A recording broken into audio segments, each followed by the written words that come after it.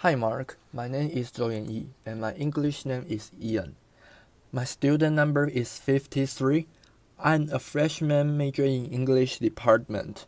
Today, the title is What I Learned as a Prisoner in North Korea, and the speaker is Euna. I recently read about what the young generation of workers want in Harvard Business Review. One thing that stuck out to me was, don't just talk about impact, but make an impact. I'm a little bit older than you, maybe much older than you, but this is exactly the same goal that I had when I was in college. I wanted to make my own impact for those who live under injustice. It's the reason that I became a documentary journalist, and the reason I became a prisoner in North Korea for 140 days. It was March 17, 2009. It is St. Patrick's Day for all of you, but it was the day that turned my life upside down. My team and I were making a documentary about North Korean refugees living below human life in China. We were at the border, and it was our last day of filming. There was no wire fence or bars or signs to show that it is the border, but this is the place that a lot of North Korea defectors use as an escape route. It was still winter, and the river was frozen. When we were in the middle of the frozen river, we were filming about the condition of the cold weather and the environment that North Koreans had to deal with when they're seeking their freedom.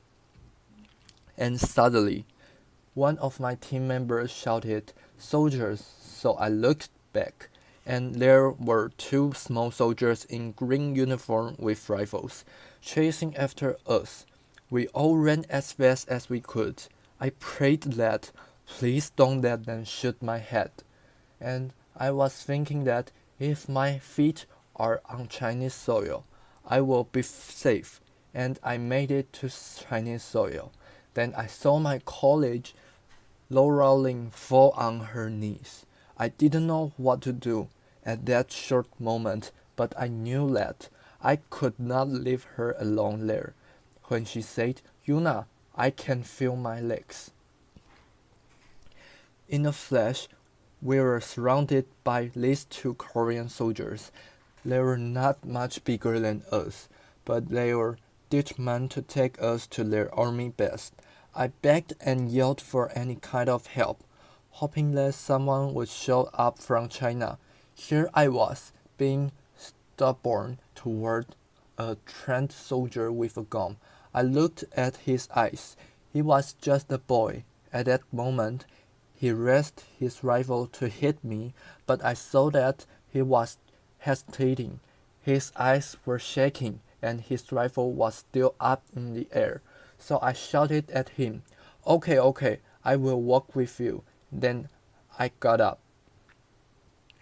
When we arrived at their army base, my head was spinning with these worst case scenarios, and my colleague's statement wasn't helping. She said, "We are the enemy." She was right. We were the enemy. And I was supposed to be frightened too. But I kept having this odd experience. This time, an officer brought me his coat to keep me warm because I lost my coat in the frozen river while battling with one of these soldiers. I will tell you what I mean by this odd experience. I grew up in South Korea. To us, North Korea was always the enemy. Even before I was born, South and North have been under armistice for 63 years, since the end of the Korean War, and growing up in the South in the 80s and 90s, we were taught propaganda about North Korea, and we heard so many graphic stories, such as a little young boy being brutally killed by North Korean spies just because he said, "I don't like communism." Or I watched this cartoon series about a young South Korean boy defeating this fat big red pig, which I which represent the North Korean's first leader at the first. And the effect of hearing these horrible stories over and over instilled one word in a young mind: enemy. And I think at some point I dehumanized them, and the people of North Korea became equal with the North Korean government. Now back to my detention. It was the second day of being in a cell. I had not slept since I was out at the border. This young guard came to my cell and offered me this small boiled egg and said, "This will give you strength to keep going." Do you know what it is like receiving a small kindness in the enemy's hands? Whenever they were kind to me, I thought the worst case was waiting for me after the kindness. One officer noticed my nervousness. He said, "Did you think we were all these red pigs?" Referring to the cartoon that I just showed you. Every day was like a psychological battle.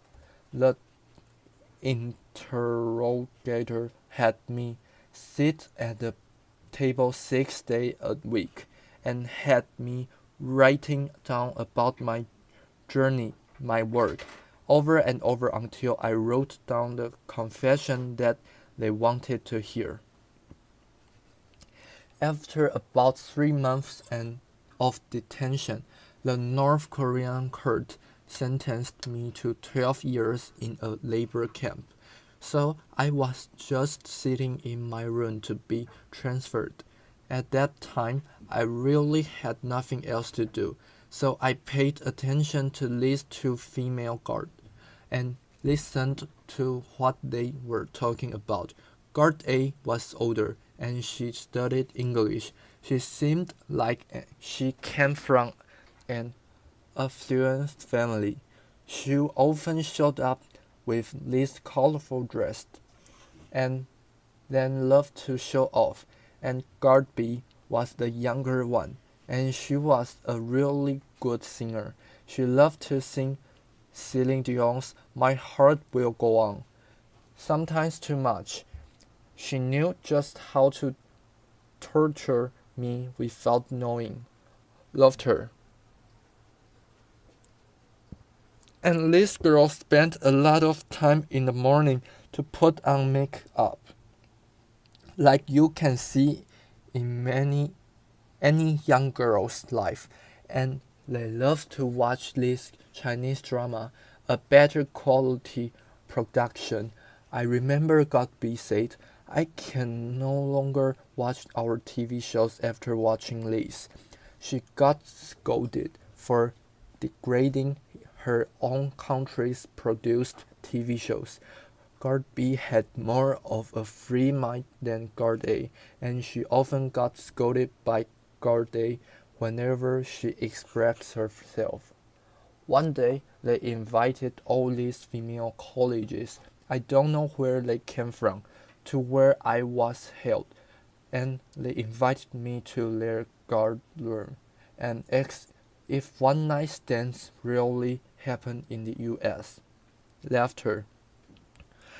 This is the country where young couples are not even allowed to hold hands in public. I had no idea where they had gotten this information, but they were shy and giggly even before I said anything. I think we all forget that I was their prisoner and It was like going back to my high school classroom again, and I learned that these girls also grew up watching a similar cartoon, but just propaganda towards South Korea and the US. I stare, stared to understand where these people's anger was coming from. If these girls grew up learning that we're enemies, it was just natural, and they would hate us just as I feared them. But at that moment, we were all just girls who shared the same interest beyond our ideologies that separate us. I shared these stories with my boss at Current TV at the time. After I came home, his first reaction was, "Euna, have you heard of Stockholm Syndrome?" Yes, I clearly remember the feeling of fear and being frightened, and tension rising up between me and the interrogator. When we talked about politics, there definitely was a wall that we couldn't climb over, but we were able to see each other as human beings when we talked about family, everyday life, and the importance of the future of our children. It was about a month before I came home. I got really sick. Guard B stopped by my room to say goodbye because she was leaving the detention center. She made sure that no one watched us, no one heard us, and quietly said, "I hope you got better and go back to your family soon." It is these people, the officer who brought me his coat, the guard who offered me a boiled egg, these female guards who asked me about dating life in the US. They are the ones that I remember of North Korea. Humans just like us. North Koreans and I were not ambassadors of our countries, but I believe that we were representing the human race. Now I back home and back to my life. The memory of these people had blurred as time has passed, and I'm in this place where I read and heard about North Korea provoking the US. I realized how easy it is to see them as an enemy again, but I have to keep reminding myself that when I was over there, I was able to see humanity over hatred in my enemy's eyes. Thank you. Applause.